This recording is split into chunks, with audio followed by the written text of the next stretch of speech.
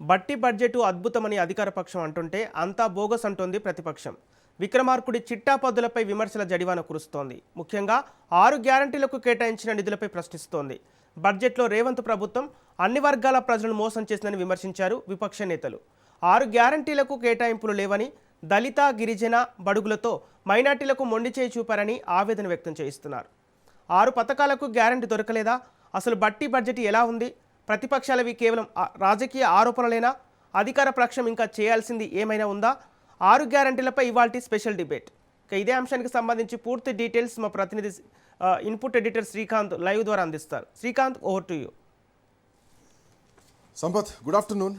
So రాష్ట్ర ప్రభుత్వం budget కేటాయించిన తర్వాత అటు బీసీల్లో అసహనం వ్యక్తమవుతోంది. ఇటు విద్యాశాఖకు ఇప్పటికే రికమెండేషన్స్ ఆకునూరు మురళి ఇచ్చారు. 18% విద్య కేటాయించాలంటే అంతది కాదు, కేవలం 8% మాత్రమే బడ్జెట్లో కేటాయించడం జరిగింది.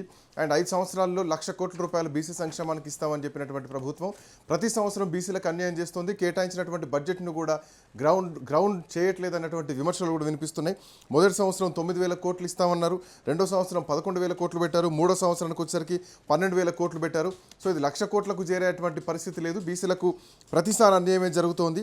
అండ్ గతంలో ఉన్న బడ్జెట్ను కూడా తగ్గించేసి ఈసారి వ్యవసాయ శాఖకు కానీ లేదంటే వైద్య శాఖ, ఆరోగ్య శాఖకు సంబంధించినటువంటి విషయంలో కానీ అన్యాయం జరిగిందన్నది మాత్రం ఇక్కడ విమర్శలు వినిపిస్తున్నటువంటి పరిస్థితి. మోరోవర్ గ్యారంటీలు, ఈ 6 గ్యారంటీలకు అసలు గ్యారంటీ లేనటువంటి పరిస్థితి ప్రస్తుతానికి తెలంగాణలో ఈ రాష్ట్ర ప్రభుత్వం ప్రవేశపెట్టినటువంటి బడ్జెట్లో స్పష్టంగా కనిపిస్తోందనేది మాత్రం కనిపిస్తోంది.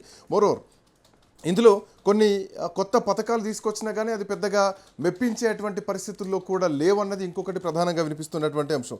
దాంట్లో బడ్జెట్లో ఇందిరమ్మ కుటుంబ జీవిత బీమాతో పాటు నర్సరీ నుంచి ఇంటర్మీడియట్ వరకు బ్రేక్ఫాస్ట్ అన్నారు, మధ్యాహ్న భోజనం అన్నారు. సో డిగ్రీ వరకు కూడా చేస్తే బాగుంటుంది, ఎందుకంటే విద్య విషయంలో కూడా అటు కేరళ ప్రభుత్వం డిగ్రీ వరకు కూడా ఉచితం చేసేసింది. సో అట్లాంటిది తెలంగాణ రాష్ట్రం కూడా ఆ విధంగా కొంత ఇనిషియేట్ తీసుకుంటుందేమో అని చెప్పేసి అనుకున్నా కానీ అట్లాంటిది ఏమీ లేదు.